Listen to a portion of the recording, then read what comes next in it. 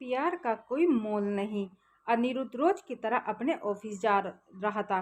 वहां आज उसके ऑफिस में एक प्रिया नाम की लड़की ने न्यू ज्वाइनिंग की होती है। प्रिया को देखते ही अनिरुद्ध को उससे प्यार हो जाता है, पहली नजर वाला प्यार। प्रिया भी अनिरुद्ध की तरह ही सीधी सादी लड़की होती है, जिसके लिए उसका परिवार और उसका फ्यूचर ही सब कुछ है। वह अपने माँ बाप का हाथ बटाने के लिए पढ़ाई के साथ साथ पार्ट टाइम जॉब भी करती है प्रिया। लेकिन अनिरुद्ध से थोड़ी सी अलग है। अनिरुद्ध अपने माँ बाप के कहने पर चलता है, जैसा वह कहते हैं वह वैसे ही करता है। लेकिन प्रिया अपने सपनों को जीना चाहती है, वह अपने सपने पूरे करना चाहती है। उसका जो दिल चाहता है वह वही करती है। उसने कभी दुनिया की फिक्र नहीं की, लेकिन उसके परिवार की पुरानी सोच उसके सपनों के आड़े आ गई। इसलिए प्रिया अपने सपने अब तक जी नहीं पा रही थी, पर उसके मन में अभी आशा जगी हुई थी। उसका भगवान में भी काफी विश्वास था। उसे यकीन था कि एक न एक दिन उसके सपने जरूर पूरे होंगे। जब अनिरुद्ध और प्रिया की पहली मुलाकात हुई, अनिरुद्ध उसे अपना दिल दे बैठा। उस दिन से दोनों में दोस्ती हो गई। धीरे धीरे प्रिया भी अनिरुद्ध को पसंद करने लगी थी। फिर एक दिन अनिरुद्ध ने प्रिया से अपने प्यार का इजहार किया और प्रिया ने भी हाँ कह दी, क्योंकि प्रिया को भी प्यार चाहिए था। वह हमेशा अकेली थी। अंदर से उसे कभी इतना प्यार नहीं मिला किसी से, और ना ही किसी ने कभी उसकी परवाह की। अनिरुद्ध का ऐसा स्वभाव प्यार भरा और परवाह करने वाला देखकर प्रिया ने उसके प्यार को कबूल किया और अपने प्यार का भी इजहार किया। इसी तरह दोनों एक साथ घूमते मिलते, एक दूसरे से बातें करते और अपने प्यार के खुशियों के पल समेटते रहे। प्यार में मीठी तकरार तो होती है, इनके बीच की तकरार हुई, पर इन्होंने एक दूसरे को समझा, एक दूसरे को संभाला और हमेशा एक दूसरे का साथ दिया।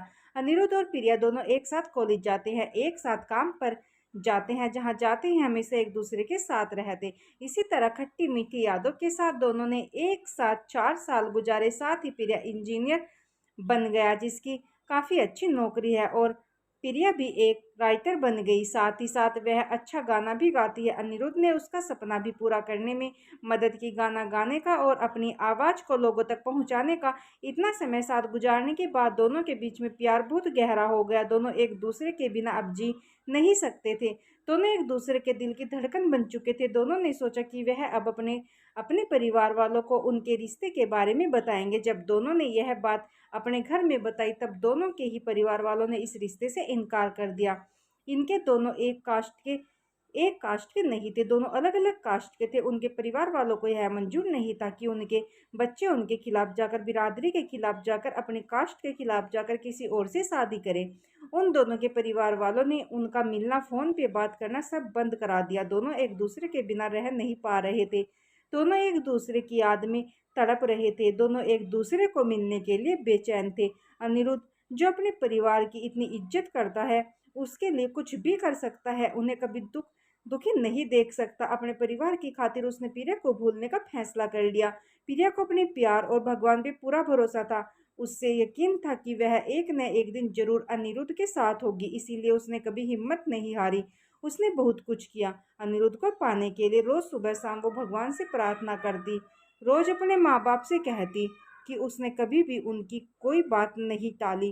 किसी चीज के लिए उसने नहीं कहा। बस अपनी जिंदगी का फैसला वो खुद करना चाहती थी, क्योंकि वो जानती थी कि उसकी खुशी अनिरुद्ध के साथ है, और हो सके और किसी के साथ नहीं। प्रिया अकेले ही अपने प्यार के लिए लड़ी, उम्मीद कायम रखी, भगवान पे भरोसा रखा, और एक दिन उसके परिवार वाले मान गए। काफी कुछ प्रिया ने सहा, काफी गिले शिकवे हुए, नाराजगी हुई, लेकिन आखिर में सच्चे प्यार की जीत हुई। किसी तरह अनिरुद्ध को भी प्रिया ने मना लिया। उन दोनों के प्यार के वास्ते और उनके साथ को देखकर उनके परिवार वाले राजी हो गए।